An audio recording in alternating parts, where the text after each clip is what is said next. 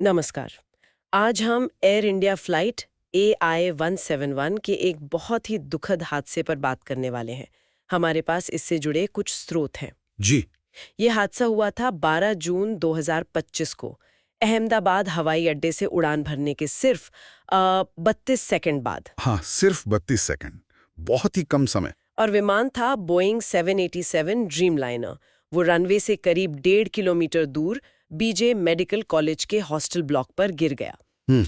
तो आज हमारी कोशिश रहेगी ये समझने की कि आखिर हुआ क्या था, जांच क्या कह रही है अब तक, और इसके नतीजे क्या रहे हैं। बिल्कुल। और ये कहना गलत नहीं होगा कि ये पिछले कई दशकों में भारत का सबसे भयानक विमानन हादसा है। मतलब जो शुरुआती जांच रिपोर्ट आई है, उसमें कुछ बातें तो हैं जो चौंकाती हैं, लेकिन सवाल अभी भी बहुत सारे हैं। हाँ, सवाल तो हैं, खासकर जब इतने लोगों की जान गई हो। विमान में 230 यात्री थे और 12 क्रू मेंबर। जी, 442 लोग कुल मिलाकर। और उनमें से सिर्फ एक ही बच पाया। ये तो सोचकर ही। हाँ, ये आंकड़े वाकई दिल दहलाने वाले हैं। और सिर्फ विमान में ही नहीं, जमीन पर भी। हाँ, जमीन पर भी 19 लोगों की मौत हुई और करीब 67 लोग घायल हुए। मरने वालों में ज्यादातर भारतीय थे, लगभग 169, और ब्रिटिश नागरिक भी काफी थे, करीब 53। कुछ पुर्तगाल और कनाडा के नागरिक भी थे। जी। अब अगर जांच की बात करें तो जो एयरक्राफ्ट एक्सीडेंट इन्वेस्टिगेशन ब्यूरो यानी AAIB है, उसकी जो प्रिलिमिनरी रिपोर्ट है, वो एक बहुत ही अजीब तस्वीर दिखाती है। क्या कहती है रिपोर्ट? रिपोर्ट के मुताबिक टेक ऑफ के फौरन बाद कॉकपिट में जो दोनों इंजनों के फ्यूल कंट्रोल स्विच होते हैं, हाँ। वो लगभग एक ही समय पर अप्रत्याशित रूप से रन पोजीशन से कट ऑफ पोजीशन में चले गए। कट ऑफ मतलब फ्यूल सप्लाई बंद। बिल्कुल। और इससे हुआ ये कि 1 सेकंड के अंदर ही दोनों इंजन बंद हो गए। दोनों इंजन एक साथ बंद हो गए बिल्कुल। टेक ऑफ के तुरंत बाद। ये तो बहुत ही असामान्य है। हाँ, बहुत असामान्य। और यहीं पर मामला और उलझ जाता है। जो अमेरिका की FAA यानी फेडरल एविएशन एडमिनिस्ट्रेशन है, अच्छा, उन्होंने भी जांच की। हाँ, क्योंकि विमान बोइंग था तो FAA ने फ्यूल कंट्रोल सिस्टम की जांच की और उन्हें उसमें कोई मैकेनिकल खराबी, मतलब कोई तकनीकी गड़बड़ी नहीं मिली। कोई मैकेनिकल फॉल्ट नहीं। तो फिर स्विच हिले कैसे? यही सबसे बड़ा सवाल है। जांचकर्ता अभी तक ये पता नहीं लगा पाए हैं कि स्विच अपनी जगह से क्यों हटे। जो रिकॉर्ड्स हैं, उनसे ऐसा संकेत मिलता है कि शायद ये जानबूझकर किया गया हो। जानबूझकर? लेकिन इसकी पुष्टि नहीं हुई है। नहीं, अभी तक इसकी पुष्टि नहीं हुई है। ये बस एक संभावना है जिसे नकारा नहीं जा सकता, क्योंकि मैकेनिकल कारण मिल नहीं रहा। तो मतलब या तो ये कोई बहुत बड़ी मानवीय भूल थी या फिर कुछ और। ये तो जांचकर्ताओं के लिए वाकई एक बहुत बड़ी पहेली है। बिल्कुल।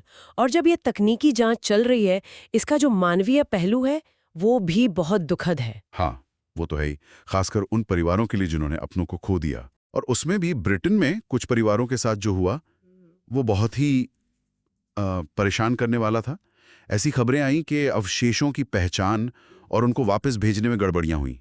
गड़बड़ियां? किस तरह की? मतलब कुछ परिवारों को या तो गलत अवशेष मिले या फिर मिले जुले अवशेष मिले। आप सोच सकते हैं कि इससे उनका दुख कितना बढ़ गया होगा। अंतिम संस्कार में भी देरी हुई। ये पूरी प्रक्रिया पर जो DVI प्रोटोकॉल होते हैं, उन पर सवाल उठाता है। ये तो बहुत ही भयानक है। मतलब त्रासदी के ऊपर एक और त्रासदी। क्या इस सब का असर लोगों के मन पर भी पड़ा है, जैसे उड़ने से डर लगना? हाँ, ऐसी रिपोर्ट्स हैं। एवियोफोबिया यानी उड़ने का डर, वो उन लोगों में भी बड़ा है जो अक्सर सफर करते हैं। जाहिर है, इस तरह की घटना का मनोवैज्ञानिक असर तो पड़ता ही है, गहरा पड़ता है। तो अब इस स्थिति से निपटने के लिए मतलब सरकार की तरफ से, एयरलाइन की तरफ से क्या कदम उठाए जा रहे हैं? मुआवजे वगैरह का क्या हुआ? हाँ, एयर इंडिया ने एक अंतरिम मुआवजा दिया है 166 पीड़ितों के परिवारों को। इसमें 147 यात्री और 19 जो जमीन पर मारे गए थे, उनके परिवार शामिल हैं। उन्हें 25 लाख रुपए प्रति परिवार दिए गए हैं। ये अंतरिम है, मतलब फाइनल सेटलमेंट में एडजस्ट होगा। और टाटा समूह जो एयर इंडिया के मालिक हैं? हाँ, टाटा समूह ने भी प्रभावित परिवारों की मदद के लिए एक वेलफेयर ट्रस्ट बनाया है। ये अच्छी पहल है।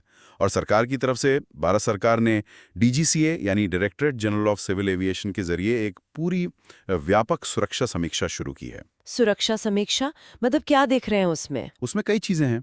तकनीकी निरीक्षण पर जोर है, जो प्रक्रियाएं हैं उनमें सुधार पर बात हो रही है, और पायलट ट्रेनिंग, उस पर भी खास ध्यान दिया जा रहा है।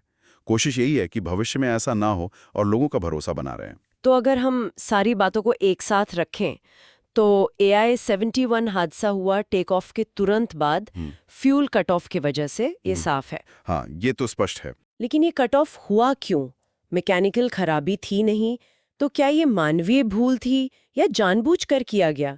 ये अभी भी पता नहीं है। सही कहा, ये रहस्य बना हुआ है। और ऊपर से मुआवजे और अवशेषों की पहचान में जो समस्याएं आईं, उन्होंने परिवारों का दर्द और बढ़ाया। बिल्कुल, और जांच अभी जारी है। AAIB, DGCA, FAA, ये सब एजेंसियां लगी हुई हैं। वो बोइंग 787 के फ्यूल स्विच डिजाइन को भी फिर से देख रहे हैं। लेकिन ये घटना ना हमें सिर्फ इसके तत्काल कारणों से आगे सोचने पर मजबूर करती है। मतलब आज का विमान कितना भी एडवांस क्यों ना हो, उसमें जो मानवीय पहलू है, जो टेक्नोलॉजी है, खासकर ऑटोमेटेड सिस्टम जैसे फ्यूल कंट्रोल और जो सुरक्षा के नियम कायदे हैं, हाँ, इन सब के बीच का जो तालमेल है वो कितना नाजुक हो सकता है, खासकर तब जब जांच किसी सीधी सादी मैकेनिकल खराबी से हटकर मानवीय हस्तक्षेप या किसी और दिशा में इशारा कर रही हो। ये एक बड़ा सवाल है जिस पर शायद हमें और आपको सबको सोचने की जरूरत है।